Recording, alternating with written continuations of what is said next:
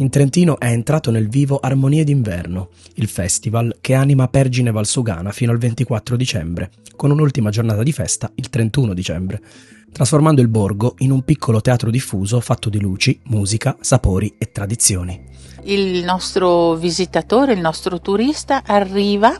nella prima piazza dove può lasciare la macchina, ci sono ampi parcheggi o il pullman, e scende, trova già un gruppo di casette, e vorrei tra queste menzionare Slow Food, perché per noi le tipicità del territorio sono molto importanti. Si fa poi, trova l'Info Point con i ragazzi che hanno tutte le delucidazioni del caso, si può comprare la tazza con i proverbi tipici del nostro territorio,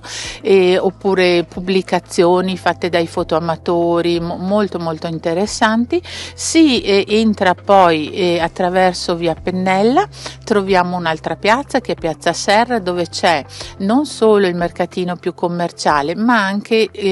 uno spazio riservato alle nostre associazioni che di volta in volta nei weekend si alternano.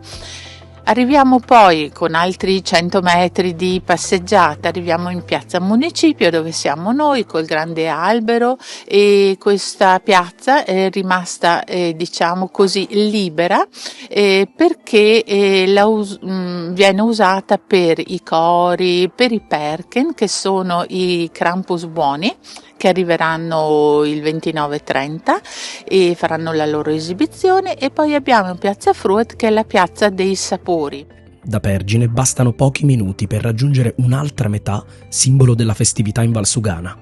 i mercatini di Natale di Levico Terme, ospitati nel Parco Secolare degli Asburgo, uno dei giardini storici più affascinanti del Trentino. Anche qui le tipiche casette in legno accolgono artigiani, maestri del gusto e produttori del territorio. È il 24esimo anno e rimarrà aperto fino al 6 gennaio. Siamo appena partiti, l'ambiente è bellissimo, la gente c'è e il clima è già natalizio. Ormai abbiamo raggiunto le 50 casette che propongono tutti i nostri prodotti, dall'arte culinaria del nostro territorio ai nostri prodotti artigianali, dove i nostri sapienti artigiani non vedono l'ora di farvi scoprire e farvi vedere di cosa sono capaci e cosa sono i nostri prodotti, le nostre cose. Il Parco Secolare non è solo la cornice dei mercatini, è un vero palcoscenico naturale. Nei weekend e durante le festività prende vita un ricco programma di eventi e attività per le famiglie. Se i più piccoli, per esempio, possono incontrare Babbo Natale, ascoltare storie e partecipare ai laboratori e ai giochi nella Casa degli Elfi, per tutti è assicurato il divertimento con le performance itineranti della Christmas Band e con gli spettacoli a tema, dai Krampus al Brusar la Vecia, pensati per immergersi pienamente in un'atmosfera di festa. Io dico sempre, se mi è permesso di dare un consiglio, c'è un cancello d'entrata, lasciate fuori tutto dal cancello d'entrata, entrate in questo magico mondo e godetevi la magia del Natale. Se il Natale illumina i borghi e i parchi storici, l'inverno in Valsugana continua anche in quota. Il comprensorio Lagorai Passo Brocon offre infatti settimane bianche ideali per famiglie e principianti. La possibilità di sciare